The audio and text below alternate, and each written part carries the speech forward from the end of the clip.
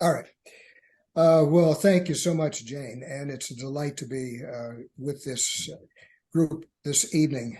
Evening here, I'm in Washington, D.C., but through the wonders of Zoom, I'm with you very much and feel this connected. Well, I would rather be in California. DC is fun, but rather be in California, I'm afraid. So let me invite people, if you haven't, to go ahead and hit the mute button, and then I will try to watch for anybody raising hands. My plan is to go pretty much lickety-split for 30, 35, maybe 40 minutes and reserve time then for discussion. So the broader themes of discussion, maybe we can move those toward the end. But if I say something too quickly or something that you know to be wrong, feel free to jump in and correct it. So the topic tonight is transhumanism and its relationship with Christianity. So what are we going to talk about here? I want to start with a brief introduction to transhumanism and a definition and a little bit of a description of some of the goals and some of the presuppositions. Talk about whether it's an ideology. I think of it primarily as an ideology. It defines itself as a cultural movement. I've got friends and collaborators in other academic institutions who work on transhumanism. Some of them insist it's a new kind of religion. I think that takes it a little bit too far. And of course, that's an insult to a card-carrying transhumanist because they don't like religion. They think we're all a bunch of Luddites, anti-progress, anti-science, anti-technology folks. They've not met too many liberal Protestants, and we're, I think, anything but that. But they tend to put us all in one box and write us off. But I don't think they are religion exactly, although at times it sounds a little bit like it. I think a cultural movement is the best label for them. Now, I'm going to at the risk of confusing people, and most of all confusing myself, I'm going to oscillate here between face-to-face on the screen and share screen. So at this point, I want to go to share screen for just a little bit and put up some texts and some images that will help us get oriented on what transhumanism is. Then I'll come back to, I'll stop the share screen in a couple of minutes. So here's the opening slide. This is what we want to do, is talk about Christianity, human enhancement, and the transhuman future. So standard definition of transhumanism, the intellectual and cultural movement that affirms... I don't see a slide in case you're trying to show it. Oh my, well, what's wrong here? Let's try again. Oh, I didn't do a final click on the share screen bit. Thank you for letting me know. Let's try this. Is that coming through now? Yeah, perfectly. Thanks. Okay. So let's go back here and hit that. There we go. Okay, so there's the opening slide and pull that down. Okay. Standard definition of transhumanism. Okay, so I'm going to reduce that over there.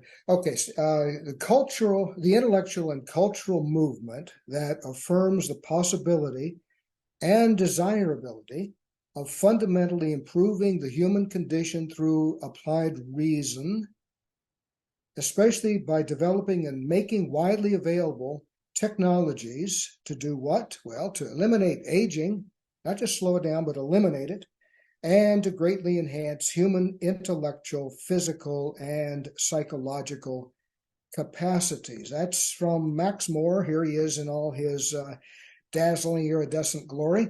And another definition, this is from Nick Bostrom. By the way, Max More, that's a made-up name, in case you're wondering. And it kind of goes to the heart of the ethos, I think, of transhumanism. Calling oneself Max More, that's kind of a message embedded in a name. Not so much Nick Bostrom. he's sort of wandered away from being an enthusiastic transhumanist, but he was a leader at Oxford University and developed quite a few documents and papers that he published in a variety of journals, bioethics kinds of journals and philosophic journals. Here's his simple couple of lines on this. Transhumanists view human nature as a work in progress, a half-baked beginning that we can learn to remold in desirable ways. Current humanity need not be the endpoint of evolution, and I added the highlights here to call attention to certain words. Not the endpoint of evolution. Transhumanists hope that by reasonable use of science, technology, and other rational means, we shall eventually manage to become post-human beings with vastly greater capacities. Capacities was a word that Max Moore used as well. Vastly greater capacities than present human beings have. Here is probably the leading transhumanist organization. That's their main logo. If you go to their website, Humanity Plus, you can't read it, but we'll look at the next page here. If you look about halfway down, you see the mission statement. Let's look at that more closely. Here's their mission statement. Humanity Plus advocates for the ethical use of technology and evidence-based science to expand human capabilities. Capacities, capabilities, I assume interchangeable. We want people to be better than well. We support the development of high-impact technology to make beneficial futures attainable. We focus on science, technology. Are you getting a sense of a repeated motif here? Technology, we've used that word 3 times in 4 sentences, right? We focus on science, technology, culture, and social issues that are often in the incubation stages and may not. Transhumanists tend to be a little bit self-congratulatory, and here they're congratulating themselves on sort of spotting trends before other people. This is still in incubation, but we're on top of it, so don't worry. In short, we are often ahead of the curve and hope to bring seminal and important knowledge to the forefront. Here's another screenshot from Humanity Plus. Just take in the image for a second. Now, Bostrom referenced evolution. Remember, that was one of the words I highlighted. I want to go back to a statement from Julian Huxley. This is the grandson, of course, of Thomas Huxley, so-called Darwin's bulldog, who advocated for Darwin. Darwin was kind of, he preferred to work quietly in the country. Thomas Huxley waged the debate there in Oxford. The grandson, two grandsons of great note. Aldous Huxley was one of them, and Julian Huxley another. Here's what Huxley said in 1957. I mean, in other words, this is 66 years ago that this was written. The human species can, if it wishes, transcend itself, not just sporadically, an individual here in one way or an individual there in another, but in its entirety. All right, so we're not talking about just individual enhancement, but species enhancement. We need a name for this new belief. Perhaps transhumanism will do. Humanity remaining humanity, but transcending ourselves by realizing new possibilities of and for our human nature. Continuing on without a break. I believe in transhumanism, Huxley writes. Once there are enough people who can truly say that, the human species will be on the threshold of a new kind of existence, as different from ours as ours is from Peking. We would today refer to this as Homo erectus. And he had samples from roughly 1 million years ago, Homo erectus. As different from ours. He's foreseeing a form of humanity as different from ours as ours is from Homo erectus. Homo erectus had a good long run. They existed for about 1.4 million years. Brain size from not much larger than chimpanzees, 600 or so cubic centimeters, on up almost to the threshold of more recent forms of humanity, Neanderthals and what we refer to as Homo sapiens, in the range of 1,200 cc's, almost to that level. But Huxley is thinking of a huge jump in capacity. If we do this using technology, it will be at last, we will at last be consciously fulfilling our real destiny. Transhumanists love this quote, and they love to attribute transhumanism to Julian Huxley. Of all of the writers of the previous generation, they think of Huxley as their chief inspiration. Max More put this in a more, a chatty form. Letter to Mother Nature. Notice that he capitalizes Mother Nature, almost as if he wants to provide a little bit of evidence for people who think of transhumanists as having a new kind of religion. It's almost as if he's saying Mother Nature, who created us, deserves to be capitalized.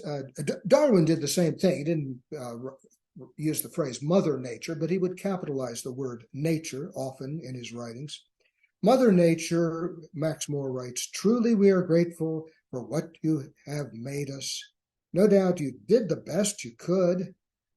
However, with all due respect, we must say that you have in many ways done a poor job with the human constitution.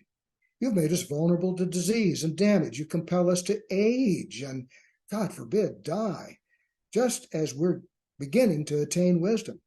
You were miserly in the extent to which you gave us awareness of our somatic, cognitive, and emotional processes. You held out on us by giving the sharpest senses to other animals. You made us functional only under narrow environmental conditions. You gave us limited memory, poor impulse control, and tribalistic, xenophobic urges. And you forgot to give us the operating manual for ourselves. Well, it's hard to quibble with what Max More says there. Human beings are kind of limited bunch. What you have made us is glorious.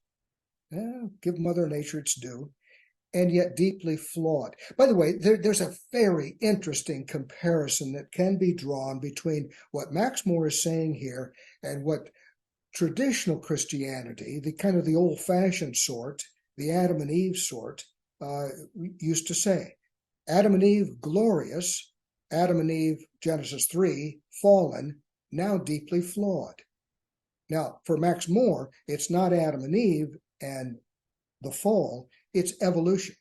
Evolution has produced a glorious but flawed product. Very interesting. He can shift entirely the story of how we got here, and yet something of the old structure remains, glorious and yet flawed, in the image of God and yet fallen, almost. You seem to have lost interest in our further evolution some 100,000 years ago, or perhaps you've been biding your time, waiting for us to take the next step ourselves. Either way, we have reached our childhood's end. Well, fascinating, I think, to imagine the world according to the transhumanists. Is it a religion? I don't think so. Is it a cultural movement? That seems to make the most sense to me. Perhaps an ideology. It's easy. A lot of people do this. A lot of scholars in the field will tend to do this. They'll say, oh, well, transhumanists, they're kind of a nutty bunch. They have all these untested, unproven ideas of human progress. They think they embrace unexamined ideas. We can easily dispense with transhumanism. End of discussion. Let's go on and talk about something more urgent or practical or whatever. Well, even if I really want to try to argue this tonight. Even if transhumanists are just full of baloney, the technologies to which they point are real technologies. They are really transformative in their potential when it comes to human nature. They're right about human evolution. They're right about the impact of technology on to transform human nature. I think they're a little off on their time scale. I think most of them are probably not going to live to see a whole lot of progress here, but slowly, sooner or later. In fact, let's talk for just a minute about some of the technologies. One of the things they'd like to see is increased longevity, and that's obviously important. I mean, transhumanists, bless their heart, they want to be around when the big changes happen.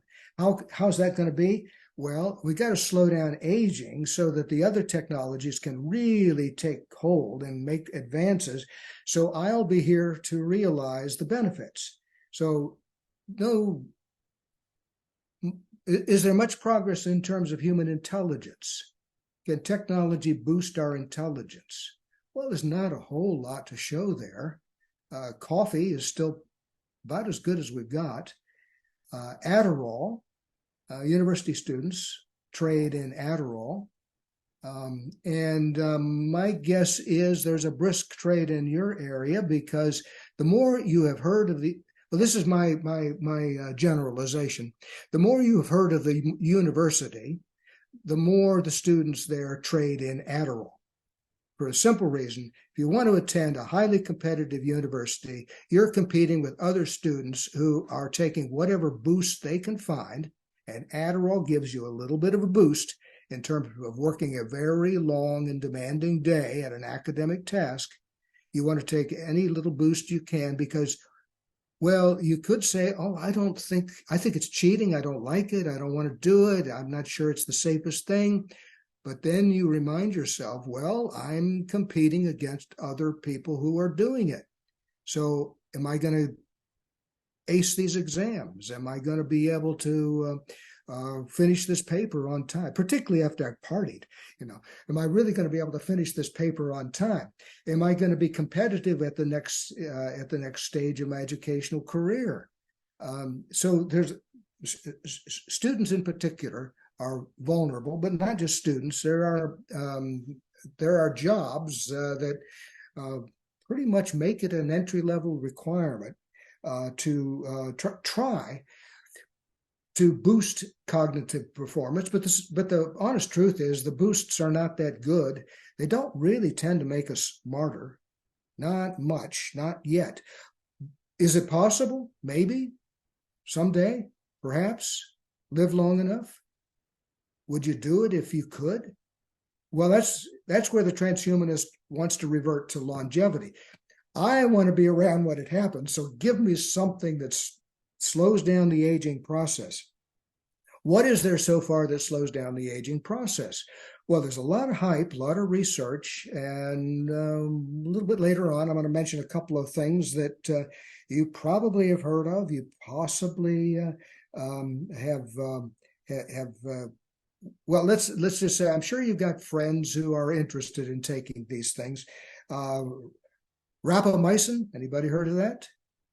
Or let's go back to an earlier thing, resveratrol. That's not so popular these days, but rapamycin, that's probably the most commonly used one. I'm blanking on the name. Obviously, you need a neural boost here. Blanking on the name of the insulin-approved drug that tends Ozempic. Ozempic? No, it's another one. Oh gosh, we'll get to it later. Oh, metformin. Metformin. Thank you. Yes. Sorry. guy right on top of it. Okay. Yeah. Yes, there's a lot of buzz about, well, there was years ago about resveratrol. That's kind of faded. How about uh, um, rapamycin or any of these products? Do they in fact extend the human lifespan? Part of the problem is to conduct a real life experiment on human beings requires more time than we have to finish the experiment. And so you test it out in mice, and we got some very old mice in a lot of labs. We know how to make mice live a long time. Will that change the calculation? The results here are just kind of shaky so far. How about athleticism? Well, we all know the controversy around athletic competition. Painful for some athletes, as you know very well. No need to rehearse that. That's front page news. Everybody knows that. I pity the kid, who wants to be on the junior high football team and is up against other kids, 14, 15, 16 years old, who, is using stuff to boost muscle mass. Yeah, there are a lot of worries there. Some transhumanists think we ought to be able to boost our moral capacities. You got a little bit of reference to that in some of the quotes that we read. Is it possible to boost human moral capacities? Well, yeah, a little bit. We can boost our empathetic sense. Oxytocin seems to be the most likely resort here. It tends to tweak a little bit our capacity for empathy. Too much of it might make you overly empathetic for people around you who are like you, and a little bit aggressive, as in protecting your own against people who are not like you. And well, that's not a good thing, is it? So empathy, well, we just have to be very, very careful when we're tweaking fundamental moral intuitions of human beings. Morality is very complex. It's not simply acting on moral intuitions, but weighing those carefully with theories of justice honed over centuries of debate and learned through a complicated pathway of acquiring moral wisdom. So one has to be very careful about that. How about enhancing spiritual capacities? Well, it turns out that that's the easiest thing to do. And not for tonight, but maybe sometime in the future. You're all aware, I assume, of all of the interest suddenly in psychedelics. And one of the things, arguably, that they do is enhance human capacity for spiritual experience. That's all I'm going to say about that tonight. Turns out that's the easiest one to do, oddly. Well, it's also very interesting that I haven't heard much from the transhumanists. Oh, yeah, sign me up for that one. They seem to have other priorities.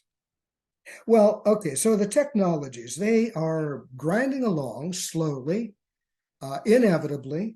Are we making progress? Well, yeah. Is it fast enough for the transhumanist? Well, probably not. And in fact, I'm going to go back down to to share screen and go back to my slideshow. One of the things that's begun to happen is the bloom has kind of gone off the transhumanist rose. People are now asking, transhumanism, really? Whatever happened to transhumanism? Well, let me show you this. Okay, so here we are. Okay, you're seeing my slide, I hope.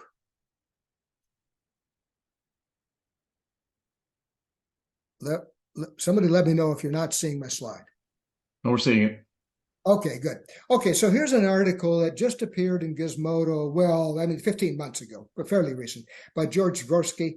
well-known author in this arena. And you see the title, Whatever Happened to the Transhumanists?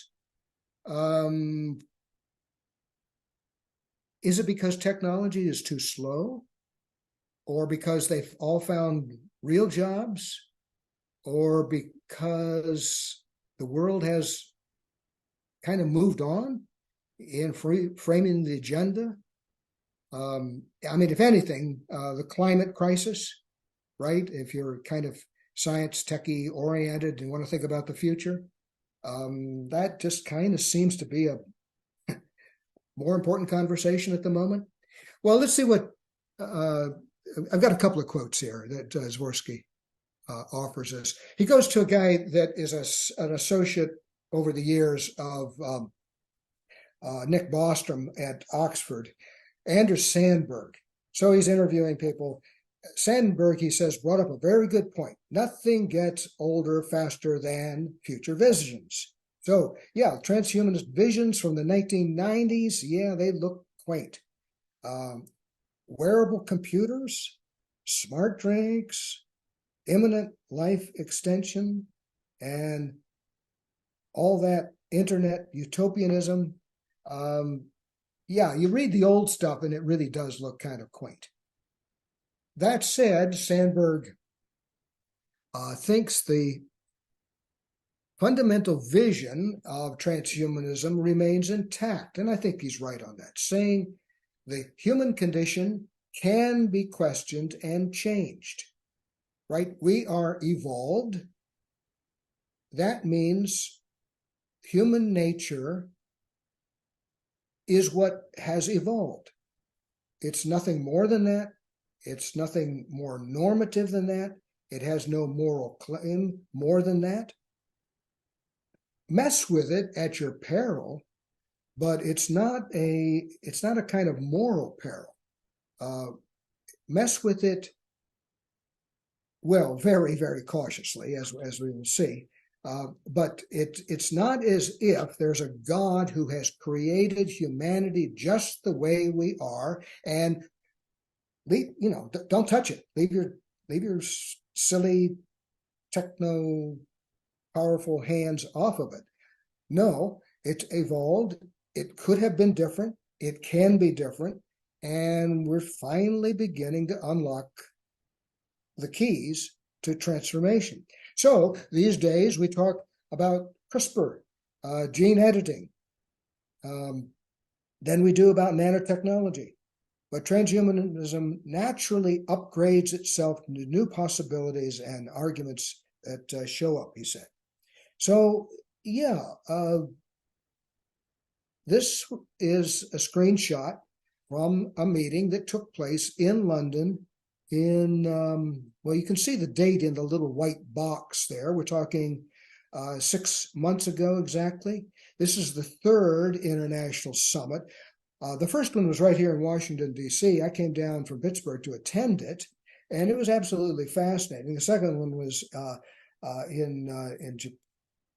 it was in Hong Kong, and it was a bit hijacked because of the revelation that the scientists in China had sort of gone ahead in defiance of the conventional wisdom by the leading experts that said, hold off, we're not quite ready yet. Well, he went ahead and engaged in human genome editing using CRISPR technology.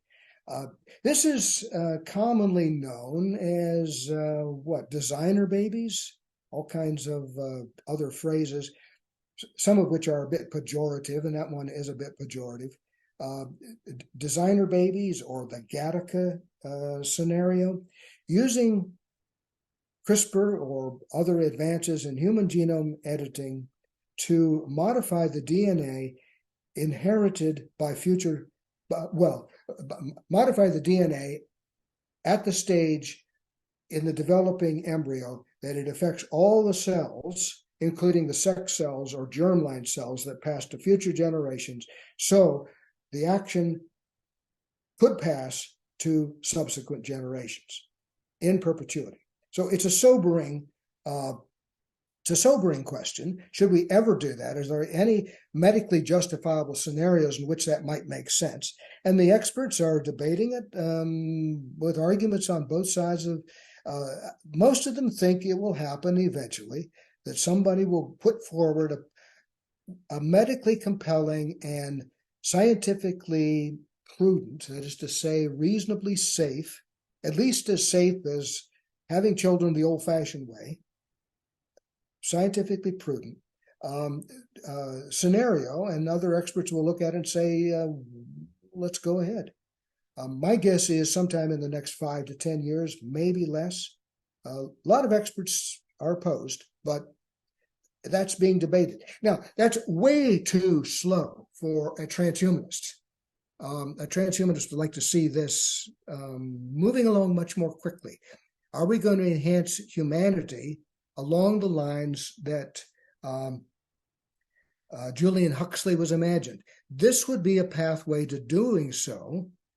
Well, it's a very cautious, very slow pathway, but eventually it could get us to the point that Huxley is imagining, a transformation of human nature that's, well,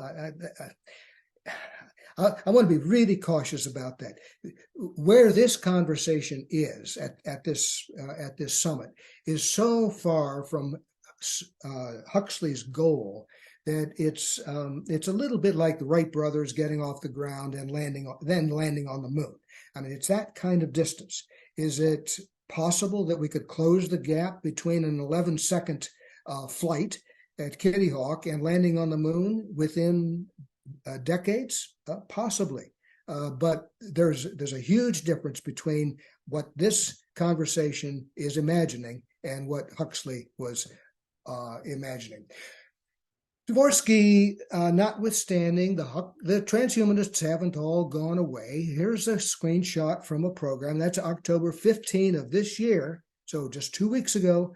There's our friend Max Moore and Natasha Vita Moore. Again, made-up names, Max Moore and Vita Moore, made-up names, but they're carrying on, bearing faithful witness to the transhumanist cause.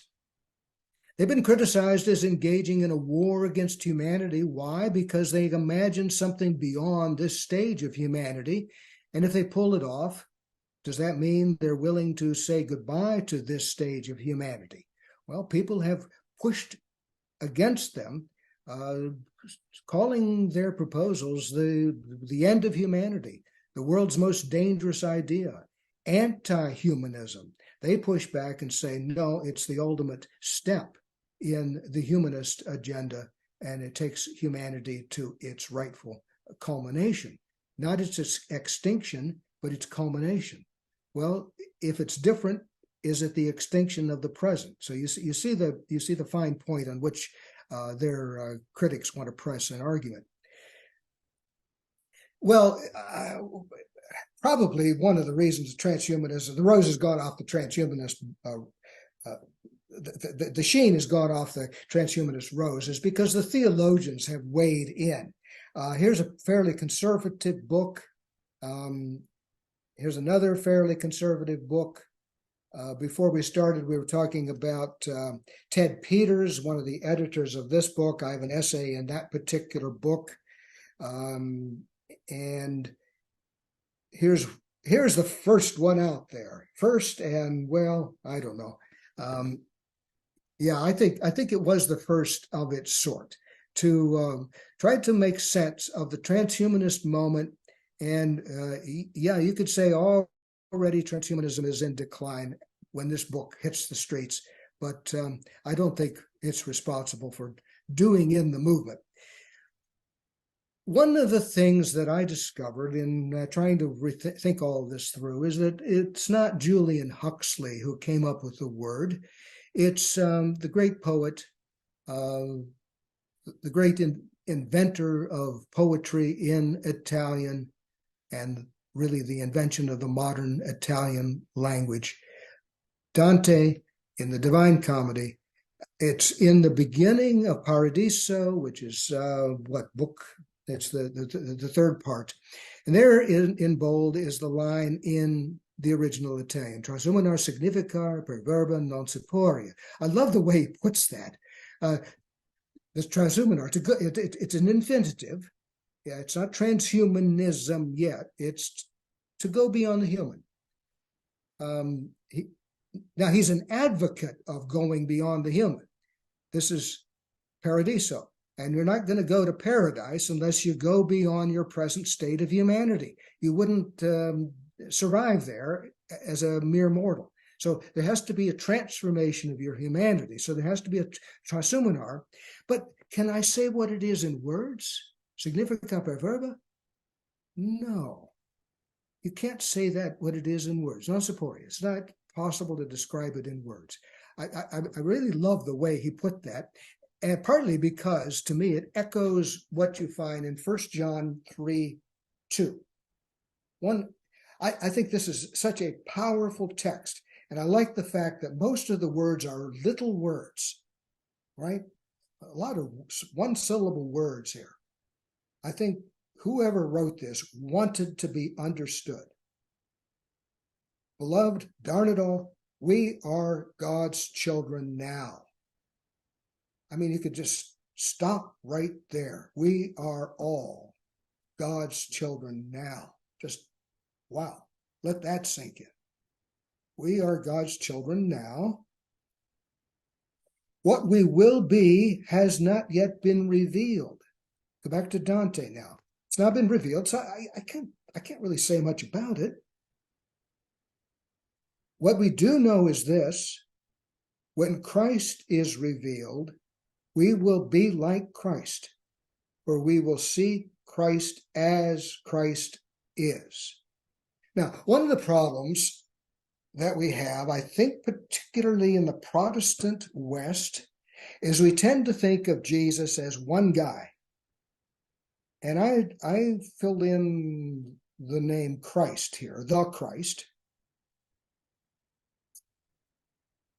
and did so with an appeal to the rich tradition of Christianity that wants to claim that in the incarnation, in the Word becoming flesh, in the incarnation of the Christ, humanity, not one guy, but humanity, all humanity is joined with divinity, and when humanity is joined with divinity, transformation occurs.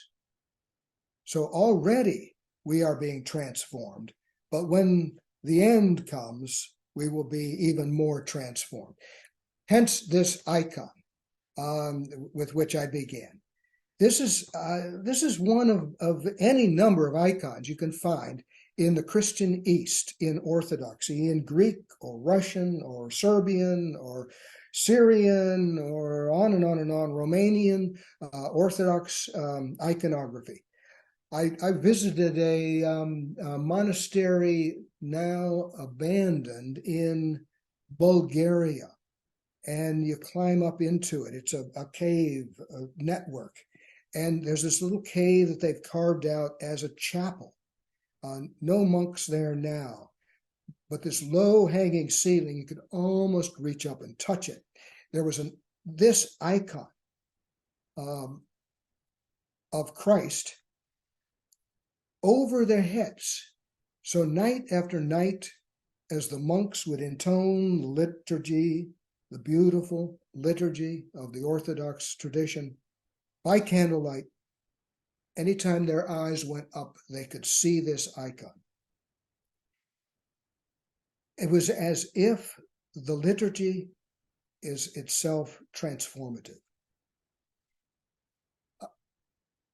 I love that icon because it's as if the humanity of Christ, our humanity, our assumed humanity, is tearing through the fabric of space and time. And it's as if Christ is revealing to us what our humanity is becoming. And I look at that and I say, transhumanists, give me a break. You don't go nearly far enough. You want transhumanism? Look at this.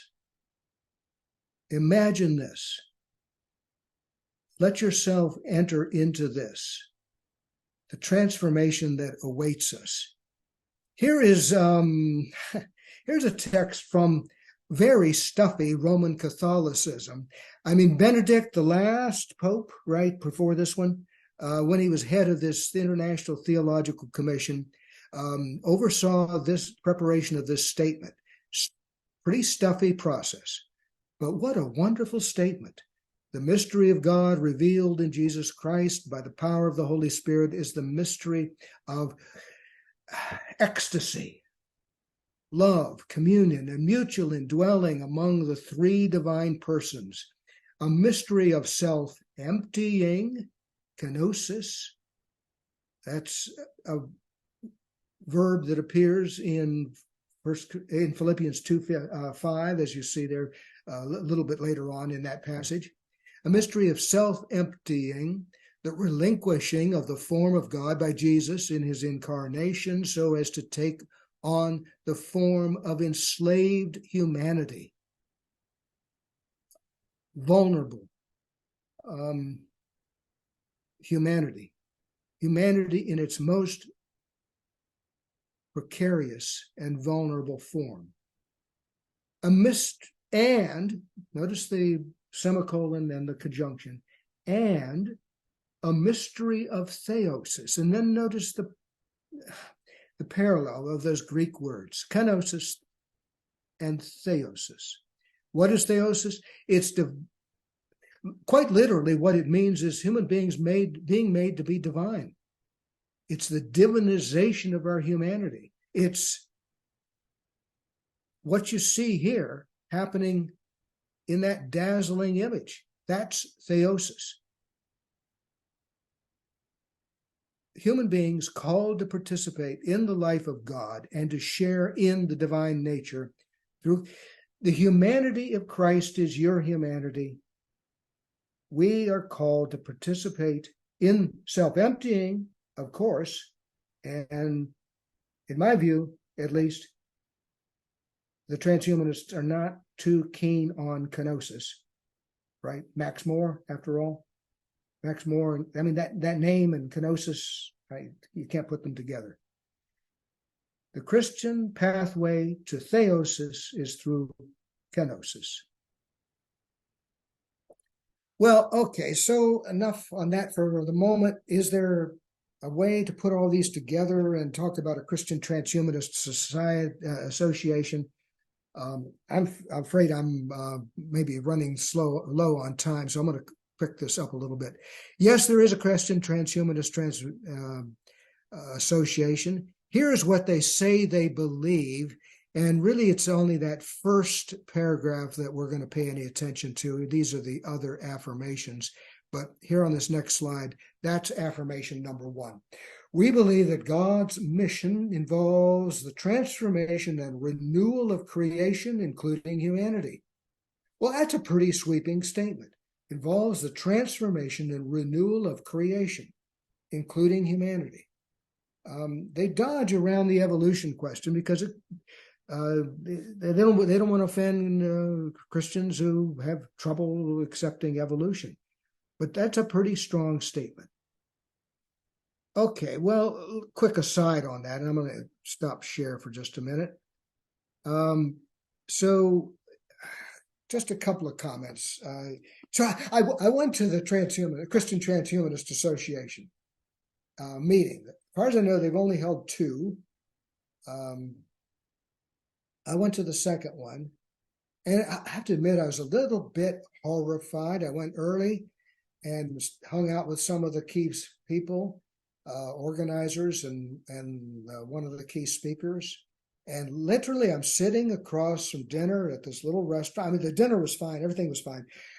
But the woman across from me was going to be a speaker, and she was disclosing how she was so proud of herself for becoming the world's first, I think she said transhuman, because she had used a do-it-yourself at-home kit,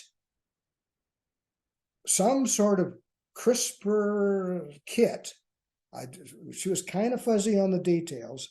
She had done that in the hopes that by putting something in her body, she was going to live longer or be more healthy or something. And I'm saying I was not too far at that point from the first summit on gene, the possible use of CRISPR and other gene editing technologies to do this kind of thing, and recognizing how cautious the scientists are about this. I mean, even the ones who want to go ahead, they don't want to mess it up. And I'm thinking, oh my God, lady. Anyway, so I kind of backed. Well, I went to the meeting the next day. I did my shtick. I talked about transhumanism from a Christian theological point of view, but I have to admit, I was a little bit put off by it. Well, I've gone to other meetings kind of like this, and if they don't claim to be Christian, it's maybe a little bit more tolerable. But there's a whole network of grinders out there. I don't know if anybody's heard the word grinder. These are people who want to do it yourself. These are not theoretical transhumanists. These are do-it-yourself practical transhumanists. They want to do it in their, well, they may not have access to mom and dad's garage, but they're happy to. So I go to one meeting in Pittsburgh, and I walk in, and literally there's a little bench over here where people are sitting down or lying down, actually, and exposing the back of their hand, and somebody is inserting RFID chips in their hand. I look at that and I think, oh, well, not me. I emailed one of my former students who had helped launch the Christian transhumanist. So he emails back to me and said, "Did you get chipped?" I said, "Well, no. I kind of steered around that table. I've worked with a graduate student who just finished a PhD at Indiana University. It's a brilliant piece of work. He using ethnographic anthropological techniques. He immersed himself in some of these grinder events, as some of them were pretty much out there. Absolutely fascinating work, and I've been hoping it's beginning to see the light of day. Some of his work is being published. His name is Jacob Boss, just the way we ordinarily spell boss. So you can track down his work, and a couple of his articles have been published and are out there. But absolutely fascinating work. I think he's maybe the future. Jacob's work is maybe the future of religion scholarship engaging transhumanism. I think the philosophical movement has probably run its course, not because the technology has disappeared, but it's kind of gone two ways. It's gone into serious scientific work on the one hand. For instance, the London Summit, very serious scientific work on the one hand, or grinder culture on the other. And I don't know. It's going to be very interesting to see how this takes shape in the future. Let me go back one more time, if I can find my share screen button. There it is. Okay, and go back to the screen. Okay. Somebody alert me if you're not seeing my screen. I wanted to end with this slide, and this is a New York Times bestseller. This is getting rave reviews from serious MD circles. Note the subtitle: Rethinking Medicine to Live Better Longer. All right, can everybody see that? Live better longer, down at the bottom below the author's name. I'm reading this book. Some of you may be reading this book. I guarantee somebody you know is reading this book. I think I misspelled rapamycin. Sorry about that. I think the first M is, I put it too many. Delete that first M. Rapamycin, He talks about it at great length. Metformin, a little bit more evidence. Anybody, any takers? Not me, not yet. I want to have a good, long, healthy life. So far, I'm doing all right. Nothing wrong with that, I don't think, as a Christian. So, what do you think? I mean, I want to suggest that creation is a work in progress. On that, I think Max Moore and Nick Bostrom got it right. It's best described by evolutionary science, not by Genesis 1 and 2 and 3, but by all those sciences that come together to inform our understanding of evolution. And yet, theologically, I want to affirm that it's God's work from beginning to end, that God has a plan from the beginning, a plan that culminates in the end. And that icon is kind of the best I can do, or 1 John 3:2. I don't have a lot of details. It hasn't been revealed. But I think a Christian wants to understand evolutionary development as the work of God. And I think part of that is that an affirmation that God desires to raise all human beings to a glorious new level of existence. Again, the icon, a glorious new level of existence, but it's one that is found in sharing the glory of the self-emptying, the crucified, the self-emptying and resurrected Christ. Christ's self-emptying is my self-emptying. Christ's glory is my glory. It's your glory. It's the glory of all humanity. And God wants us in that. That's why Christ comes. Transhumanists are right to call attention to the transformative possibilities that lie ahead through technology. Slowly, but inevitably, it will change human biological nature. And I guess I'm enough of a serious theist to say that that can be a good thing. I mean, do we believe in a God behind it all? A God who set a process and kind of is happy to see where it goes? If so, let's see where it goes. Finally, Christians should object, however, to whenever transhumanists make human enhancement their main goal. Again, Max Moore, the name is a bit of a joke, but to me it's a bit of a warning. Human enhancement is not the main goal. Let's put it differently. My individual human enhancement. Instead of self-enhancement, we start with self-emptying. The contrast couldn't be sharper. Self-enhancement or self-emptying. Expressed concretely in our love of all creation, all humanity, especially the most vulnerable. Well, I want to get your ideas, your thoughts on that, and we'll just keep the conversation going as long as we have time. Jane, I'm going to go back to you, and you're going to be the moderator, and we'll see where this goes. Go ahead, Jane. The least intelligent person in this group now offers an open platform to all of you, far more intelligent people. Help us out with some questions. Karen. Thank you for that. Characteristically clear. It was very clear and really lovely. Thank you so much, Ron.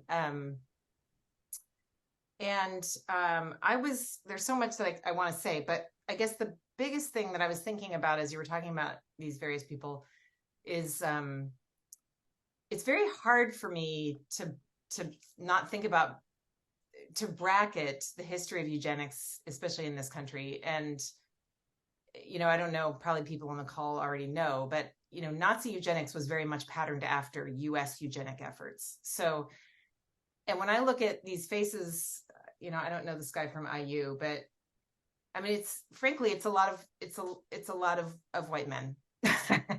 And I think my biggest problem with this is to not sort of recognize the kind of will to power that's embedded in transhumanism, that I think is embedded in transhumanism. I mean, you've highlighted that really nicely for us today, so I'm not saying you're doing this, but but it seems like such a dangerous thing that needs to be kind of attended to in a richer way than, I mean, okay, so Catholics err on the side of being too stuck in the mud about this, but I think Protestants actually err on the side of being too bullish about this. And I guess I'm just kind of wondering, if you might muse on that. Also, just so you can see it, this is my book. It has a little thing by Karen LeBax there.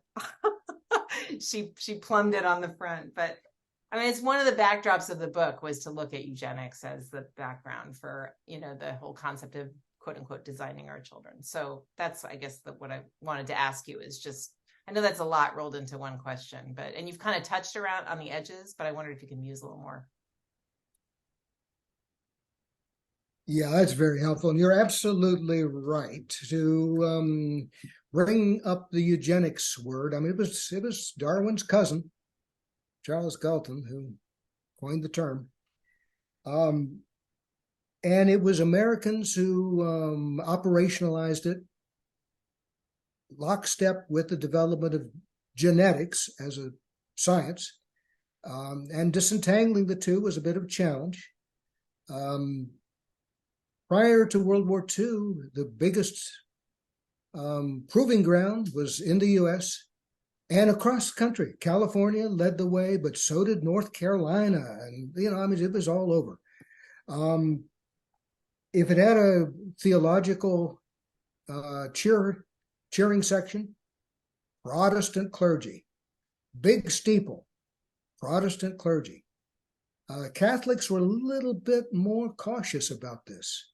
And I have a feeling that some of the evangelical fundamentalist backlash was fueled by a caution about this. I mean, that's complicated history. Cynthia Rosen, Preaching Eugenics, that would be a resource. Troy Duster, Backdoor to Eugenics. Yeah, you'd probably have met Duster. Is at Berkeley. A newer name, John Slattery, now at Carnegie Mellon. A younger Catholic scholar. Oh, he is uncompromising in writing. I said Carnegie Mellon. I'm sorry. He's at Duquesne in Pittsburgh.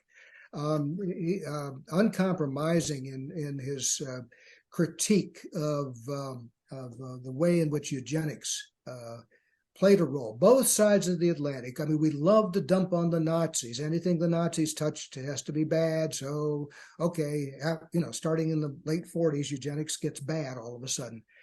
But no, so we have, and Karen, you're very familiar with this term, we have what's called laissez-faire eugenics.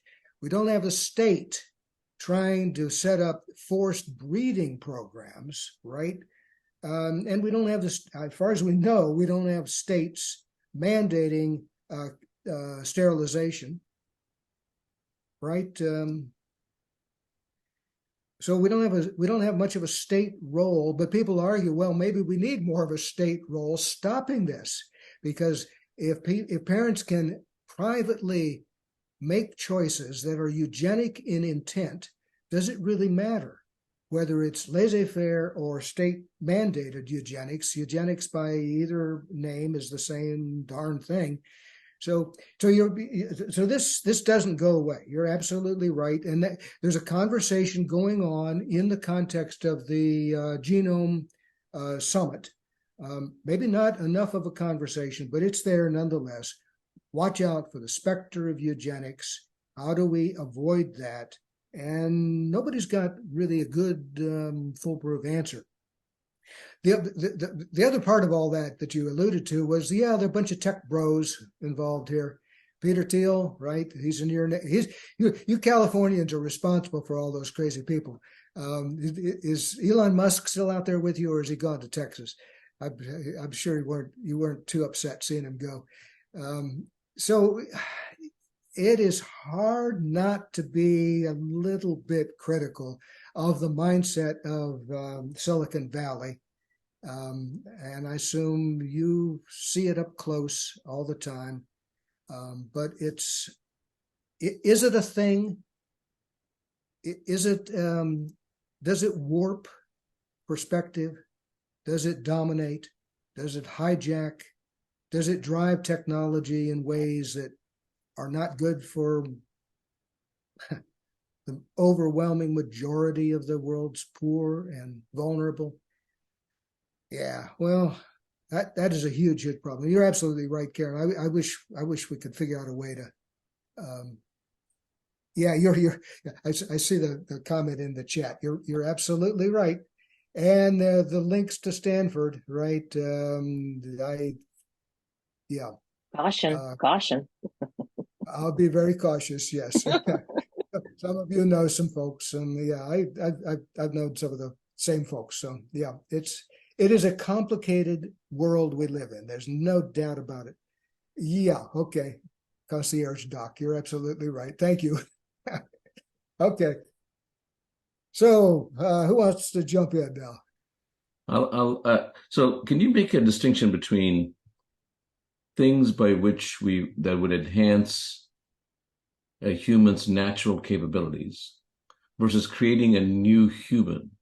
So another way of saying it is there any line there? And would you say, let's say we get old and we use crutches. In some ways, it's a technology and we're moving around when we can't move around. And there's nothing wrong with this. So I'm just trying to understand, where is it that you draw a line where you say this type of thing is, I don't know.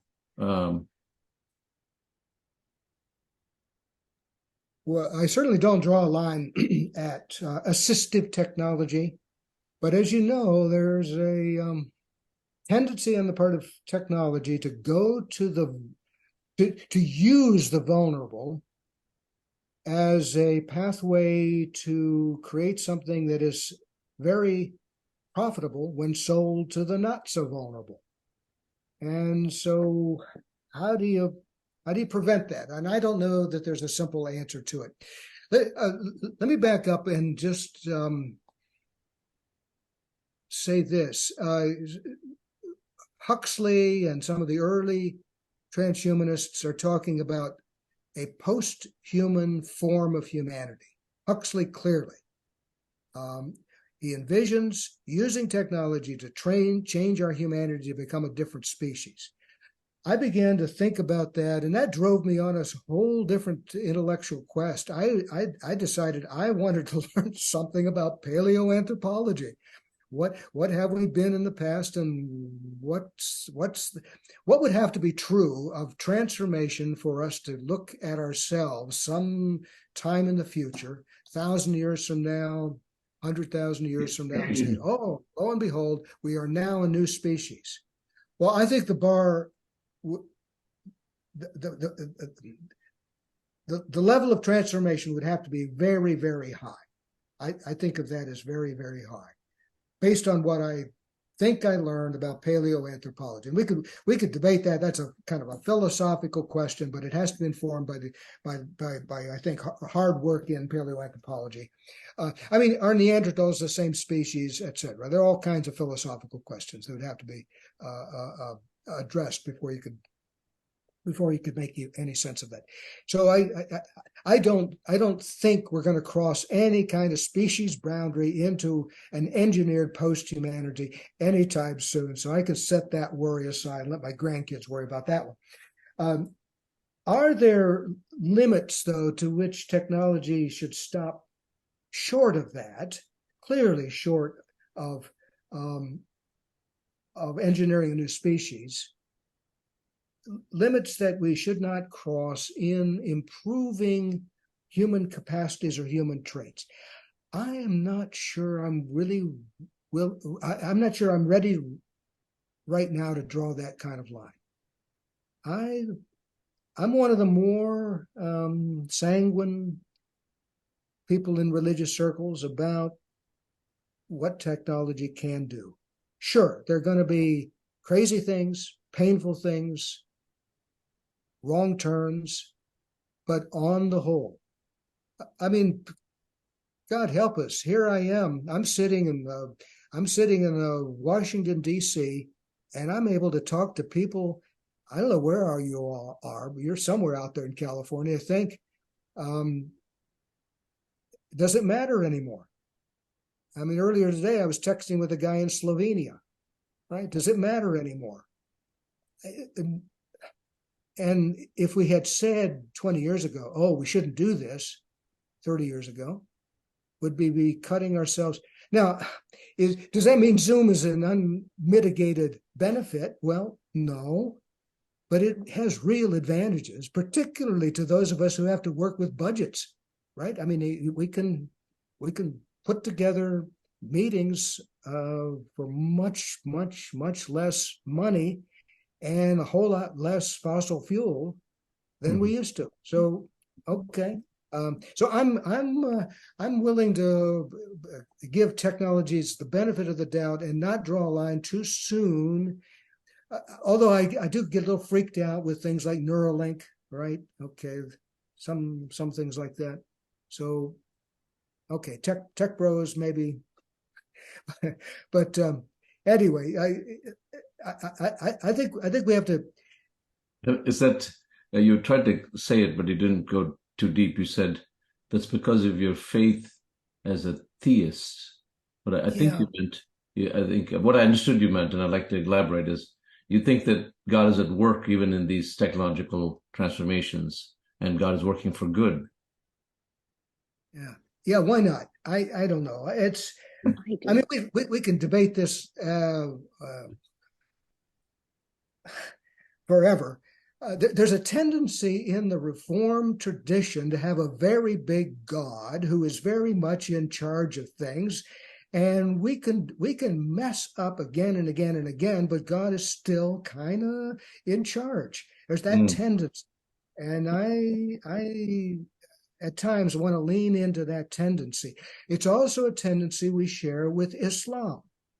There's a tendency in Islam. If it happens, it must be the will of Allah. So, okay, all right. It doesn't mean that we shouldn't do bad things. Let me rephrase it. It doesn't mean that we should. Did I put too many negatives in that? It doesn't mean that we're exempt from moral rules. Calvin is very clear on that. You're not allowed to break the rules. But if you do something stupid or immoral, God can use it. God is God. God can work through it somehow. So I even submitted an article in another book that Ted Peters is editing. I'm not sure he liked it exactly. Well, I don't know. I haven't heard back from him. Well, it'll be interesting. It was on the CRISPR question.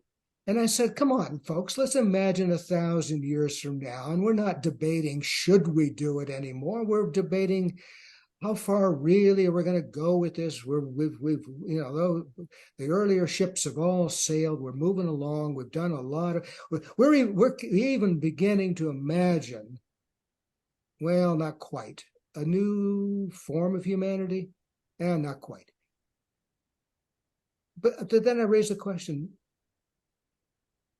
should Christians be all bothered by that? And I'm not sure we have to be. Mm-hmm. Again, I don't want to be totally naive about God. I mean, this goes back to a debate I had. I almost thought I was going to lose my first job as a academic theologian. I'm sitting there with my first faculty in my first opportunity to present something I was working on to my first faculty, and I mean, forgive me, this is 1986. I'm doing this. What's the world talking about then? Well, the end of the world via nuclear weapons, right? Jonathan Shell, Fate of the Earth. What's his name? Carl Sagan, Nuclear Winter, right? Everybody was reading that stuff and freaking out. And I raised the question there for discussion. Well, if the U.S. and the Soviet Union both pushed all the buttons at their disposal all at once, would it mean the end of humanity? And that's debatable, but these experts are saying, yeah, it would. And if it did, how do we think about just the possibility of that theologically? would we say God would prevent it? And I said, no, I didn't think so. What do you imagine? God's going to reach up there kind of and divert the missiles?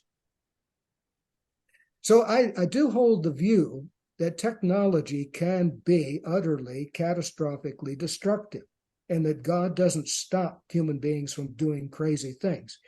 But when you talk about these other technologies, I don't see the equivalent of a nuclear, all-out nuclear exchange that brings about. So where does that leave us? I've thrown a lot of crazy theological red meat in front of you folks. Let's hear from others. Go ahead. Vida, would you mind picking up your question? And then I see Suki has one too. Okay, fine. Thank you. Well, I was thinking that probably the way things like CRISPR would be used initially, and I don't know whether, we have to draw a line after the initial steps, it would be in the prevention of painful genetic diseases like sickle cell anemia, where it's one amino acid that gets changed, in the code, which ends up being a very destructive, very painful, and often fatal disease that, if we could change that, it would make such a difference to people. What if we find something? It's cystic fibrosis. We're getting close to that sort of thing too. What if we could do something about those BRCA genes and breast cancer? Okay, that's those are I think you're exactly right. I did attend a meeting here in Washington about 6 years ago with the committee that is sort of working behind the scenes on these issues. The kind of the lead guy from the UK was throwing out this. Well, and he offered this as a comment on what I was saying. He said, "Well, if we use CRISPR to revert to the wild type." No, actually, he put it this way: if we use CRISPR to engineer a change that is to a type that is already found in human embryos, human beings, human genomes, would that be okay? And I thought about that a little bit, and I thought, well, yeah, but one has to be very careful there that it isn't used for racist purposes. I mean, there's a variety of pigmentations found in our humanity, and you can imagine people saying, well, okay, can I tweak the pigmentation of my offspring? And we'd want to say, oh no, that's awful. And they would say, well, darn it all, it's not my fault I live in a racist society, and you're not fixing that. Can I fix pigmentation? So you can see the argument going all, but meanwhile, the scientists want to stay with things that are more morally, medically defensible, and not get into things that are culturally sensitive. So even fairly simple kinds of things that are already found in the human gene pool already can raise difficult issues. Obviously, we'd have to go way beyond all of that if the Julian Huxley kind of dreams are ever to be realized. But you're absolutely right. The scientists will start. They'll want to start with something that is technically simple and has a certain cultural appeal. And you're absolutely right. Sickle cell would top the list of what is cultural appealing. The problem with that one, though, is there a simpler way to get there? And that's the problem. If there's a simpler way to get there through, let's say, pre-implantation genetic diagnosis, let's take the simpler, less complicated way rather than run the risk that we're going to mess up something. So that's what's going on in these debates. So can you find something that is medically elegant, culturally appealing, and doesn't have another way of getting to easily? And so that they're working on that. They're trying to come up with something. They've got a number of candidates. So stay tuned. Again, I'm assuming within 5 to 10 years we will have legitimately, well, we will have legitimated what happened in China, that kind of experimentation. Thank you. Suki. Yeah, if we say that transhumanism is a postmodern culture of using our technology to improve our intelligence and health and etc., I think that's very natural. For example, I want to live longer and I want to live healthier. But if you say that the theological interpretation or response to that is this is a God's mission, then I think that the theology is putting too much credit on human technology, and as we say that the human technology, we have no idea which way it will go. So the theological response is kind of too weak, seems to me. In Christianity, we talk about God's will and the kingdom of God. So we want to move this world toward a certain direction. And then we just simply say that it's God's mission to use our technology to improve ourselves.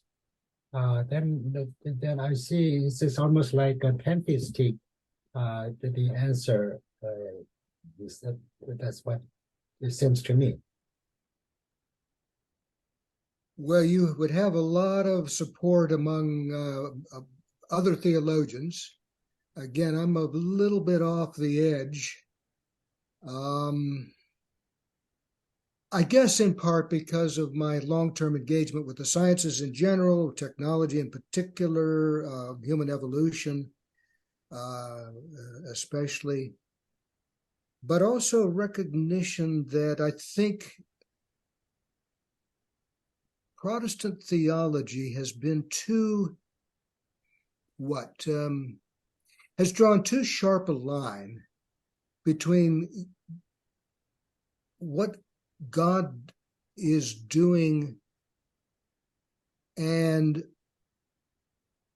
I'm not saying this very well, between what God does without mediation and what God does through human mediation. Too sharp a line. We've tended not to want to have a very strong doctrine of human mediation. It's kind of baked into our theology of salvation. Grace alone. In other words, God's action alone. You don't do anything to save yourself. And there was a huge debate at the time of the Reformation about this. Don't do anything to save yourself. Don't cooperate. Don't participate. Don't pray. Don't pursue a life of discipleship. Wesley would have freaked out a little bit on that, and I think Wesley's right. But in our more austere Reformed traditions, we like to say grace alone. Well, I think we take that kind of thinking and apply it more broadly to technology. If God wants to do something, God will do it. And so we don't have to pay attention to technology, et cetera, et cetera. I mean, I wish I could get Reformed theologians to be more focused on technology as theologically relevant. They just don't tend to want to pay attention to it. And I wish I knew why, but I think it has something to do with a theory of God's action being only unmediated, not mediated through human action. The grace of salvation is not mediated through human participation. The grace of the transformation, the maintenance and the transformation of the creation is not mediated through human action. Some even, I think, without realizing it, are creationists. What else can I say? They don't see technology. They don't see nature as changing through technology. And I think that if you don't see nature as changing through technology, then you're not going to say, well, maybe we should have a theological discussion about that. How is it changing? Where is it changing? Where is it going? Is it benefiting is it benefiting the earth? Is it benefiting the vulnerable? Is it benefiting everyone equally? No, I'm not saying that the theology should not pay attention to technology. Technology is a part of the world, this reality, and theology should be keen on it. But when we say that this transhumanism is God's mission, it seems to me that they are just relying on human technology too much.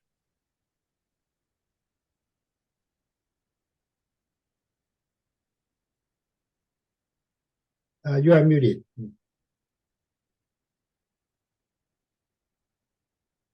Ron, you are muted.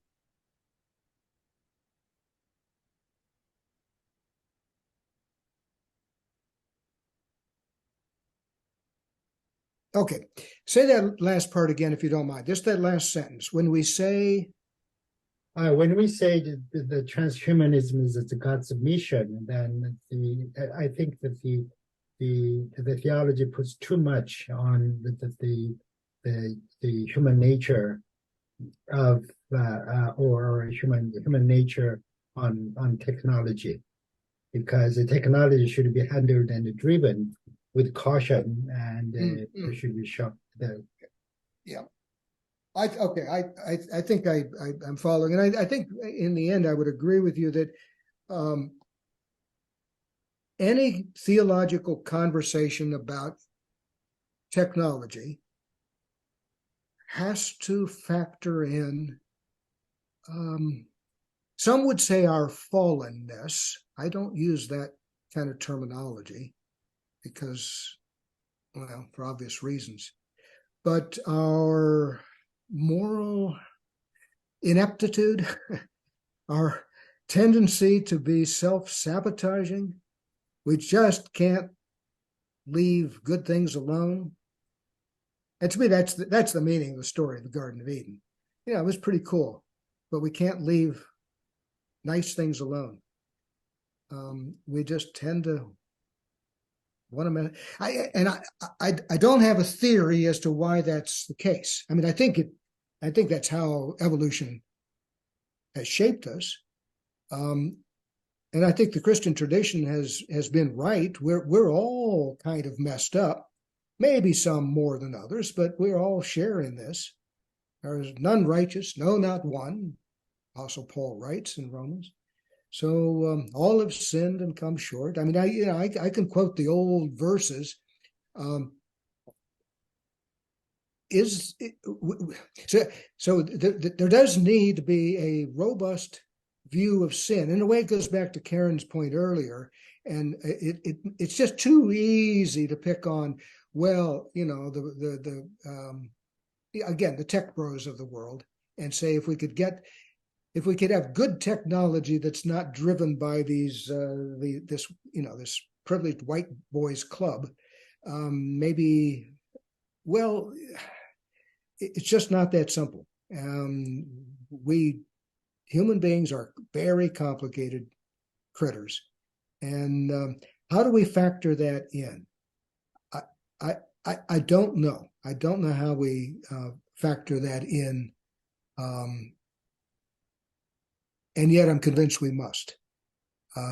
How is human brokenness? In an interesting way, I think the transhumanists are right. We have moral instincts from the Paleolithic era. And here we are, we have our hands on the buttons that launch nuclear weapons and do all kinds of other things. Are we ready for this hour? To use the language of the hymn. No, we're not. Can the transhumanists get us ready? Well, a little. You can get a nasal spray oxytocin for about $70 on Amazon. And I think it works in terms of making you feel all warm and fuzzy about those people around you. MDMA, otherwise known as ecstasy, will probably do pretty much the same thing.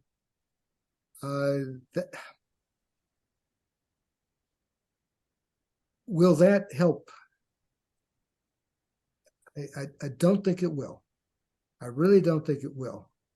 But I think the transhumanists are on to the right.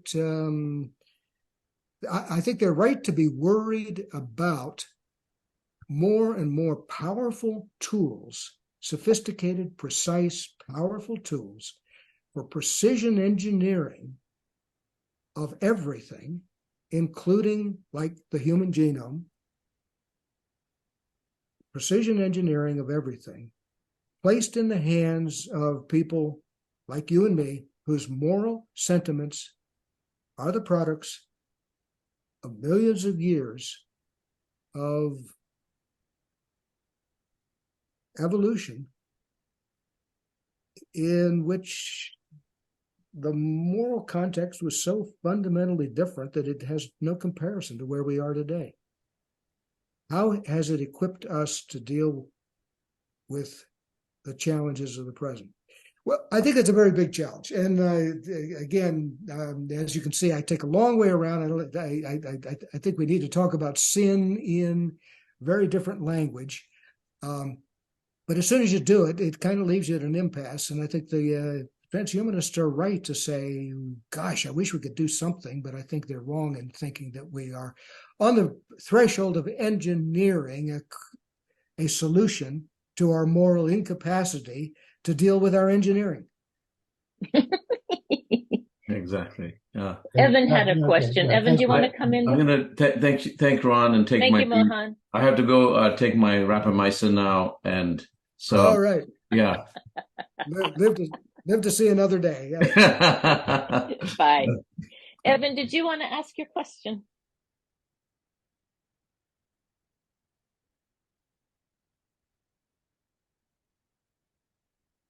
Mute. So I think you're muted. Evan. We say the divine became man in order to transform individuals and society, and we as a church are part of that process. I see this transhumanism as saying that man can become divine. Yeah. Human. Yeah. Yeah. I don't know if you want to comment more on that, but you're absolutely right. Yeah. I mean, that's what put me on this theosis trail. I would not have worried about divinization or theosis or human beings becoming divine if it hadn't been the transhumanists who said, oh, a little more technology and we will become like gods. And anybody with a sense of the biblical tradition remembers that that surfaces in Genesis 3. And throughout the Old Testament. It does. Yeah, I mean, in Psalm 8, Psalm 82, you are gods, all of you, Psalm 82. Jesus quotes that one approvingly, by the way. But back to Genesis 3. Genesis 3, it's the serpent who says, has God said, you will be wise, your eyes will be opened and you will be as gods. That sounds kind of cool. Let's have some fruit. Oh, Eve and Adam. And then who shows up later in the chapter saying, oh no, their eyes are opened and now they are like gods. Well, God, yeah, right. Let's see. That's a priestly account, isn't it? Yes. So it's So God shows up and says, basically confirms that the snake is on the right track. Knowledge elevates the human condition. So that, well, we're not God. Nobody ever. Well, no classic theist of any sort would ever claim we become the big God, the one. The What do little we G's. Yeah. Yeah, little g, right. A little lower than the angels, dominion and power, or again, as you see it in Psalm 82, you are gods, all of you. And again, Jesus quotes that. He's being challenged. Oh, you did this because you're the Son of God. Whoa, whoa, who on you? And he comes back and says, well, no, haven't you read? You are gods, all of you. And now, for good reasons, Christianity has wanted to be cautious about saying, oh, well, we become gods. No, we become godlike. We become, well, did you notice that statement from the Vatican? We become partakers or participants in the quote from 1 Peter.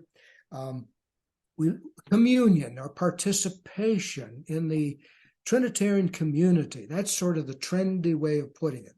We become participants in the life of the holy and eternal and beloved Trinity. Well, that's pretty darn good. I'll settle for that. Amen. So the transhumanists put me on that track. I've written a number of essays that reflect on this. I've got essays on transhumanism and theosis and that kind of thing. Anybody who wants, I can, Jen, I could put together. That would be lovely if you would, please. Thank you. Okay. Just a couple of links. That would be lovely. And then when you do it, Christians and theos is also kenosis. That's the one thing we seem to just continually miss. I think I'll send the link to a very basic, like a 3,000 word essay that I have published just a year or so ago. And it lays that out. Bless you. Position. Yeah, okay. And I love your presentation of the three and then the emphasis on those two. Thank you. Thank you. Thank you. And to honor your time, we should bring this to a close.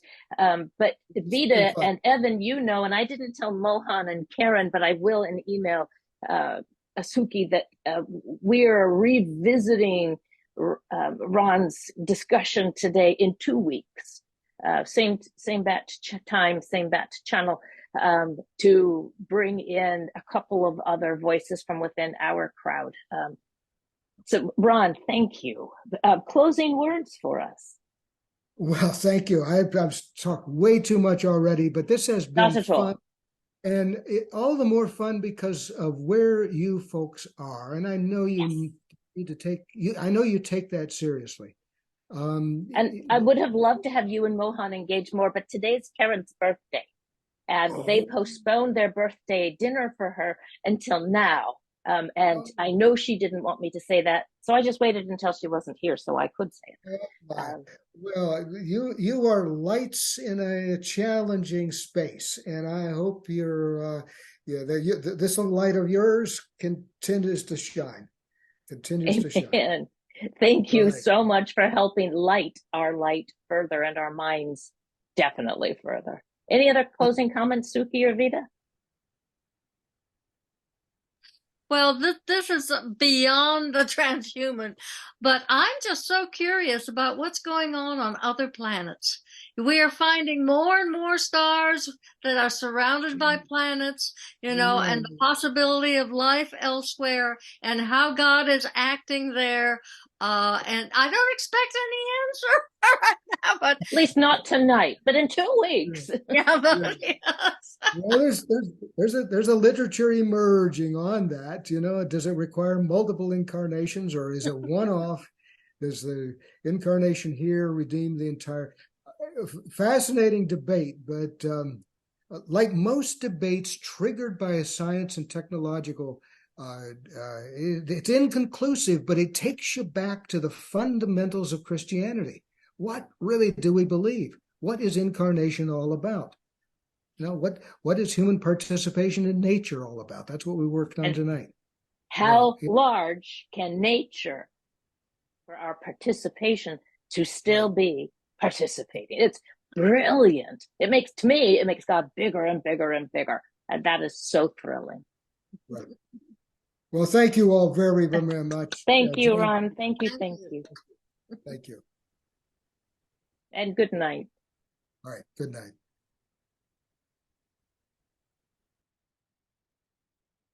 Suki, do we want to do any in-house, or are we good?